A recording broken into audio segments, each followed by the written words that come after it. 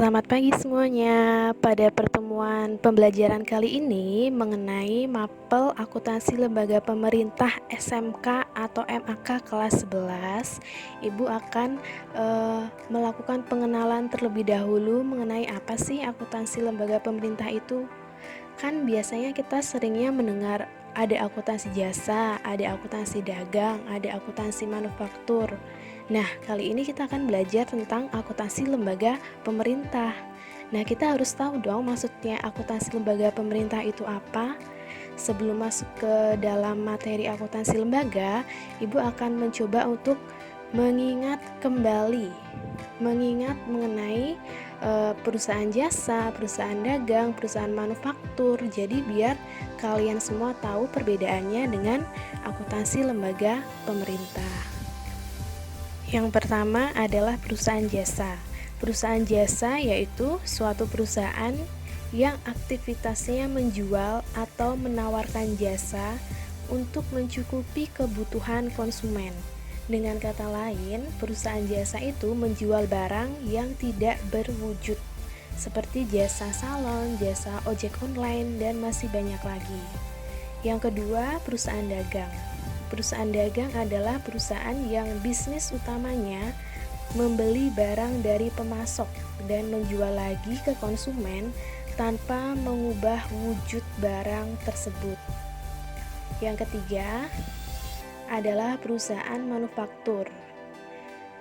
Jika kita berbicara mengenai akuntansi perusahaan manufaktur, berarti yang akan terlintas dalam pikiran kita yaitu bahan mentah, proses produksi, dan barang jadi.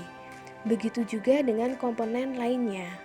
Ia disebut sebagai perusahaan manufaktur karena perusahaan ini menjalankan kegiatan usaha dalam mengolah bahan baku, bahan penolong menjadi barang jadi, dan menjualnya untuk memperoleh keuntungan.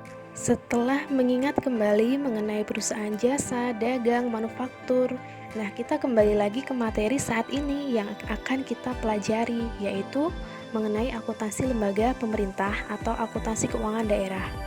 Terus apa dong bedanya dengan akuntansi sebelumnya? Apa sih bedanya akuntansi jasa, dagang, manufaktur dengan akuntansi daerah?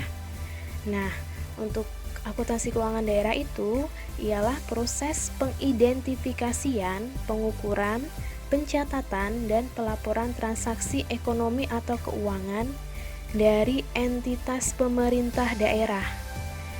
Di sini yang dimaksud adalah kabupaten, kota, atau provinsi yang dijadikan sebagai informasi dalam rangka pengambilan keputusan ekonomi oleh pihak-pihak eksternal entitas pemerintah daerah. Setelah memahami pengertian dari akuntansi keuangan daerah, kita harus tahu pemerintah daerah itu ada siapa saja di sana. Nah, pemerintah daerah itu adalah gubernur, bupati, atau wali kota dan perangkat daerah sebagai unsur penyelenggara pemerintah daerah. Nah, yang Ibu kasih font warna merah itu berarti itu adalah titiknya yang perlu digaris bawahi, itu yang penting. Jadi pemerintah daerah itu adalah unsur penyelenggara pemerintah daerah. Setelah pemerintah daerah, ada Satuan Kerja Perangkat Daerah atau biasa disingkat dengan SKPD atau Satker.